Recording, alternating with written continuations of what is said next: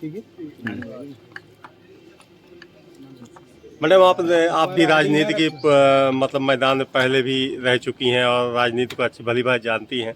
इस बार लोकसभा से आप यहाँ टिकट घोषित की गई है कांग्रेस की, जिसमें आपके सामने सांसद तत्कालीन सांसद जनार्दन मिश्र कैसे पार करेंगी इस नैया को?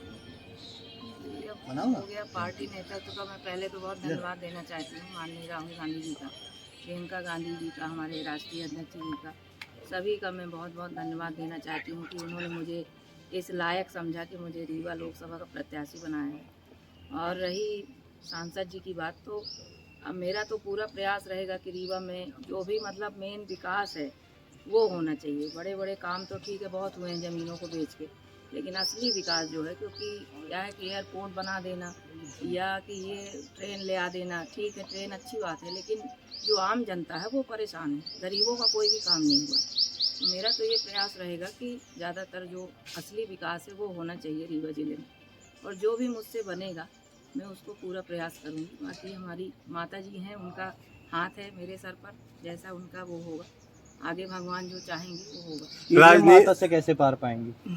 ईवीएम माता के ऊपर भी एक माता है, ऊपरी जो ईश्वरी शक्ति होती है, तो उनका सब वो रहता है उसमें। और कहीं ना कहीं मुझे तो ये विश्वास है कि इस बार ईवीएम वगैरह कोई काम नहीं आएगी। और ठीक है, आगे फिर वक्त बताएगा जो भी होगा। किन मुद्दों को लेके जाएंगे आप? और मुद्दे तो बहुत सारे हैं भैया, लेकिन ठीक है मुझसे जो बनेगा, मेरे उसमें जो भी होगा मैं वो पूरा करने का पूरा प्रयास करूँगी। राजनीतिक मैदान में पहले भी आपके सामने वो आ चुके हैं और आप लोगों का विरोध भी हो चुका है, तो क्या मानते हैं कि बहुत अच्छा चुनाव होगा?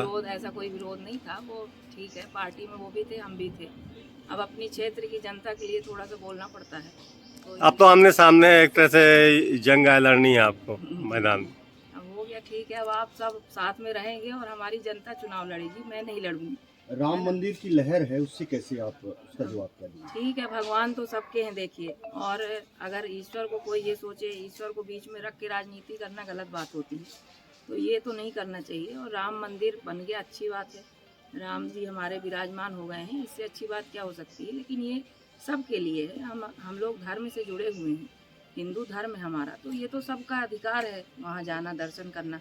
कोई इसमें विशेष ये नहीं है कि मोदी जी की कृपा से मंदिर बना है। मंदिर तो बनना ही था, कांग्रेस की सरकार होती तो वो भी बनवाती, वो सुप्रीम कोर्ट का आदेश था तो वो तो बनना था।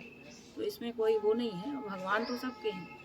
संसदीय क्षेत्र भी है और मुन्ना मैनेजर भी है, कैसे डगर पार होगी? हमारी माता सामने ही है, सब माताओं पे भारी हमारी राजराजेश्वरी माता। टिकट क्लियर हो चुकी है कांग्रेस पार्टी की। भारत को वर्तमान में जो परिस्थितियां हैं, रसिया बना के रख दिया गया है। जैसे रूस में, चाइना में, ज़्यादातर रूस में पुतिन की सरकार में जो विरोध में बोल दे, कोई 40 साल से जेल में बंद है, कोई 20 साल से बंद है, किसी पे को फांसी दी जा रही है, किसी पे हत्या हो रही है, वो वातावरण लगभग देश पे आके इस कगार पर आकर देश खड़ा हुआ। मैं तो स्थानीय मुद्दे पर चुनाव लड़ूंगा। 10 वर्ष से रीवा की जनता की कोई भूमिका केंद्र सरकार में नहीं। बातें कर लेना, अब उसी काम पे जब विधानसभा चुनाव होता है तो माननीय मंत्री महोदय उसी को अपना गिना देते हैं, फिर लोकसभा आता है तो उसी को सांसद महोदय अपना गिना देते हैं। तो मेरे कुछ प्रश्न हैं, मैं पूछना चाहता हूँ कि 10 वर्षों में कोई एक काम बता दो, 1 करोड़ रुपए का कोई एक काम बता दो जो इन्होंने अपने दम पर केंद्र सरकार से लाया। ये वहाँ पर कोई एक ऐसा प्रश्न बता दें, ध्यानाकर्षण बता दें, याचिका बता दें, कुछ भी बता दें जो इन्होंने रीवा की जनता के लिए केंद्र में रखा हुआ इन्होंने बोला। मुझे ऐसा लगता है कि 10 वर्ष से हमारी भूमिका एकदम केंद्र में शून्य है। इनसे बेहतर तो देवराज पटेल थे, कम से कम वो कुछ तो अपना कर लेते थे, किसी का तो कुछ काम करते थे, ऐसा लगता था जनता का प्रतिनिधि। यहाँ तो कहने को तो कार्यकर्ता आधारित पार्टी है भारतीय जनता पार्टी, पर मुझे नहीं लगता जो 25 वर्ष से जो कार्यकर्ता, बड़े बड़े कार्यकर्ता जिन्होंने उम्मीद में अपना जीवन खपा दिया, तो उनका कब नंबर है? जब जेब के ही व्यक्ति को बार बार मौका मिलेगा तो फिर कहेगी कार्यकर्ता आधारित पार्टी। यहाँ पर भारतीय जनता पार्टी हमारे माननीय मंत्री महोदय की प्राइवेट लिमिटेड कंपनी जैसी एक पार्टी हो गई है और वही उसको चला रहे हैं। बाकी निर्वाचित विधायक वगैरह हैं और भी बड़े बड़े कार्यकर्ता हैं जिनका अस्तित्व लगभग गौण हो गया है, उनको कोई अवसर नहीं मिल रहा है और ये खैर उनका इंटरनल मैटर है। लेकिन मेरा ये कहना है कि रीवा की जनता ने अगर इन्हें चुना है तो ये बताएं ना कि हमने रीवा के लिए क्या किया, एक तरफ है, और दूसरी तरफ 10 वर्ष में हमने पाया तो कुछ नहीं, खो जरूर दिया बहुत कुछ। बहुत सारी बातें हैं करप्शन को लेकर, सांसद निधि को लेकर, तो आज 1 बजे प्रेस कॉन्फ्रेंस होगी तो मैं विस्तार से अपनी बातों को वहाँ। रीवा की 8 विधानसभा सीटों में एक ही विधानसभा सीट जीत हुई है, वो है आपकी। तो क्या रणनीति रहेगी कि इधर से सांसदी भी आपके घर या झोली में गिरेगी? कांग्रेस पार्टी के हम संगठन के दम पर चुनाव लड़ेंगे।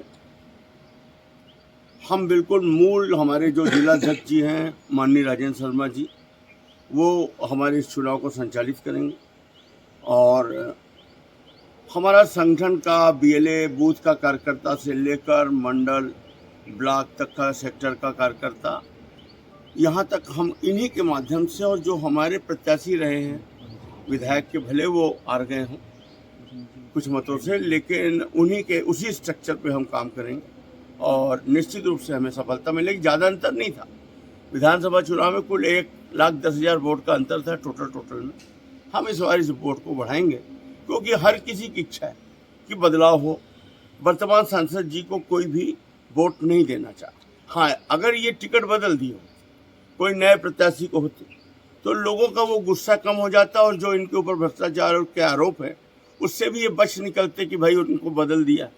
पर आज ये घिर चुके हैं और हाँ, हमारा जो कांग्रेस का संगठन है और हमारे सभी नेता हैं, सब मिलकर हम लोग चुनाव। वो बहुत उत्साहित थे, चुनाव टिकट घोषित होते हुए कूकी मार रहे थे, तो क्या मानते हैं कि उनको भी लगता है कि वो जीतेंगे? कूकी मार रहे थे, अब देखिए, अब ताके रहिएगा, चुनाव के बीच में हुआ न कर दें बस। जनता के बीच में किन मुद्दों को लेकर कांग्रेस जा रही है? जनता के बीच में हम आज 1 बजे जब हम प्रेस कॉन्फ्रेंस करेंगे तो हम आपको बताएंगे कि हमारे मुद्दे क्या हैं, हम क्या चाहते हैं। हम वही चीज़ें बताएंगे जो हम कर पाएंगे। हम विपक्ष के, अगर हम निर्वाचित हुए, जनता ने आशीर्वाद दिया, तो हम विपक्ष के सांसद, तो हम उसी औकात पे बात करेंगे कि हम अपने संघर्षों के दम पर क्या कर पाएंगे, हम उतनी ही बात करेंगे।